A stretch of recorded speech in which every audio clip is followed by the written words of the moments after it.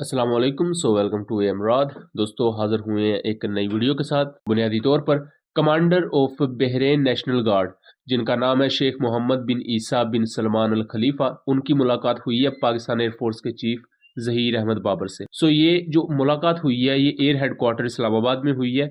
बड़ी ये काफी ज्यादा अहम है। ये JF-17 की मार्केटिंग को लेकर काफी ज्यादा अहम है और यह नाम लिया गया है पाकिस्तान एयरफोर्स की साइबर कैपेबिलिटीज का और फ्यूचर में साइबर सिक्योरिटी की डोमेन को लेकर कोऑपरेशन का। और बहरेन इस तरह अचानक पाकिस्तान एयरफोर्स के चीफ के साथ मुलाकात करना, और क्या इसका कोई इनडायरेक्टली लिंक चाइना के साथ हो सकता है। हम इस पूरे के पूरे टॉपिक को शुरू करते हैं। बहरेन नेशनल गार्ड के कमांडर का पाकिस्तान एयरफोर्स चीफ से मिलना, बेसिकली ये तो एक नॉर्मल मीटिंग्स होती हैं। इस तरह की हाई लेवल मीटिंग्स आपको दुनिया भर में देखने को मिलेंगी, जहां मिलिट्री ऑफिशियल्स या इवन जो मुख्तलिफ मुल्कों के ऑफिशियल्स होते हैं वो अपने इत्तेहादी मुल्कों के साथ या मुख्तलिफ दूसरे मुल्कों के साथ भी अपने अफेयर्स को लेकर, अगर आप अपने बायलैटरल रिलेशंस को बढ़ाना चाहते हैं, आप कोई डिफेंस इंपोर्ट या डिफेंस एक्सपोर्ट करना चाहते हैं, किसी भी दूसरे शोबे में एक्सपोर्ट या इंपोर्ट करना चाहते हैं, तो इन तमाम चीजों के पस मंजर में ये मुलाकात काफी अहम थी। मुख्तलिफ सोर्सेज ये क्लेम करते हैं कि JF-17 ब्लॉक 3 की मार्केटिंग को लेकर यह मुलाकात काफी अहम है।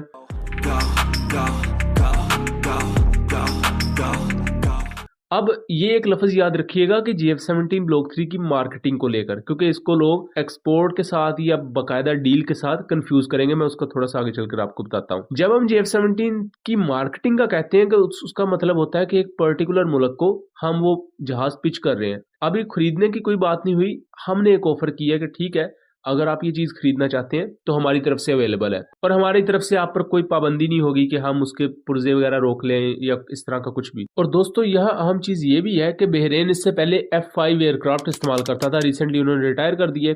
अब F5 एयरक्राफ्ट थर्ड जनरेशन का जहाज है, जैसा कि ये F7 और MiG-21 जैसे एयरक्राफ्ट होते हैं। तो F5 उन्होंने रिटायर कर दिए, उनके पास कुछ पुराने F-16 थे और फ्यूचर में उन्हें अमेरिका से F-16 ब्लॉक 70 भी मिलेंगे। पहले भी वो एक हाई लो का मिक्स रखते थे। एक तरफ F-16 जो कि मीडियम वेट का सिंगल इंजन एयरक्राफ्ट था, दूसरी तरफ F5 जो कि एक पुरानी जनरेशन का लाइट कॉम्बैट एयरक्राफ्ट था। अब भी अगर उसी सर्टेन रियल्म को देखा जाए, सर्टेन स्ट्रेटजी को देखा जाए, तो अगर एक तरफ F-16 ब्लॉक 70 हो और दूसरी तरफ एक लाइट कॉम्बैट एयरक्राफ्ट हो जो कि नेक्स्ट जनरेशन का हो, वो JF-17 ब्लॉक 3 हो सकता है।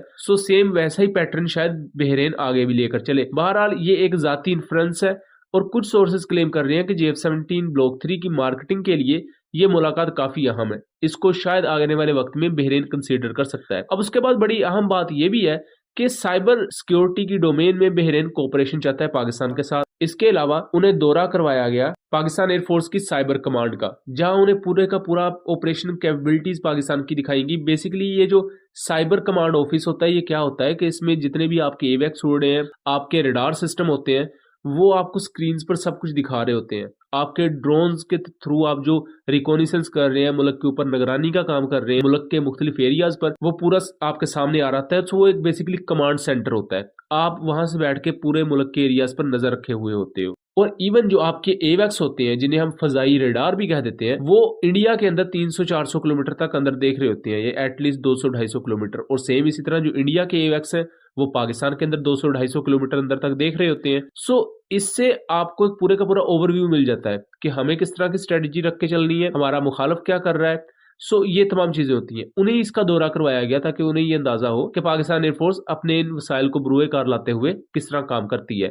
इस पर उन्होंने पाकिस्तान एयरफोर्स की तारीफ की एंड उन्होंने इस बात पर एम्फेसिस किया कि फ्यूचर में बहरेन चाहता है कि पाकिस्तान साइबर सिक्योरिटी की डोमेन में उनके साथ कोऑपरेट करे। अब यहां तक तो बात होगी JF-17 और साइबर सिक्योरिटी को लेकर। अब हम बात करते हैं कि किस तरह ये जो पाकिस्तान एयरफोर्स चीफ और बहरेन के नेशनल गार्ड के कमांडर की मीटिंग है, ये इनडायरेक्टली चाइना के साथ लिंक हो सकती है। दोस्तों देखें, जो बहरेन है ये गल्फ कंट्रीज में उन 2-3 कंट्रीज में आता है जो कि अमेरिका के बहुत ही ज्यादा करीब है। लेकिन अगर आप बाकी अरब मुल्कों को देखें, जैसे कि इवन आजकल सऊदी अरब है, तो उसने चाइना की सालसी में ईरान के साथ ताल्लुकात बेहतर कर लिए, और ये अमेरिका को कभी पसंद भी नहीं आएगा कि इससे पहले अमेरिका जितने भी मामला निपटाता था, आजकल चाइना निपटा रहा है। यहाँ से आपको अंदाजा होता है कि इवन सऊदी अरब भी थोड़ा सा पीछे हट रहा है अमेरिका से। उसके अलावा भी बहुत सी दूसरी रीजन होती है। कतर को भी अगर देखा जाए तो ऐसा नहीं है कि इन गल्फ गल्फ कंट्रीज ने अमेरिका के साथ ताल्लुकात खराब कर दिए या ताल्लुकात तोड़ दिए। आप इंटरनेशनल रिलेशंस में ताल्लुकात तोड़ते नहीं हो। हाँ, आप थोड़ा सा जरा पीछे हट जाते हो, अपने नए इत्तेहादी की तरफ चले जाते हो ज्यादा, ये तमाम चीजें होती हैं। लेकिन थोड़ा सा हमें रिफ्ट नजर आई है गल्फ कंट्रीज और अमेरिका के दरमियान। लेकिन बहरेन और भी एक दो कंट्रीज हैं, जॉर्डन जैसे, ये आज भी बहुत ज्यादा अमेरिका पर डिपेंडेंट है।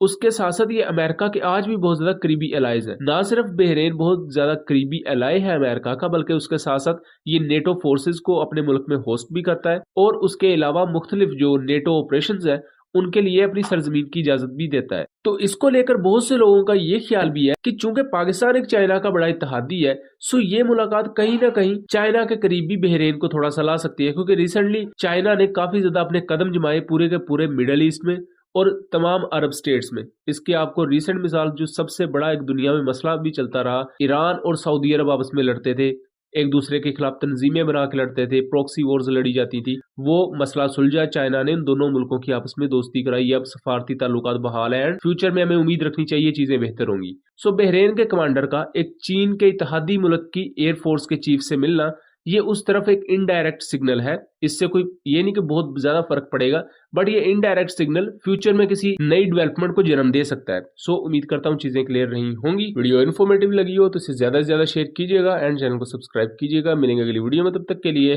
अल्लाह हाफिज।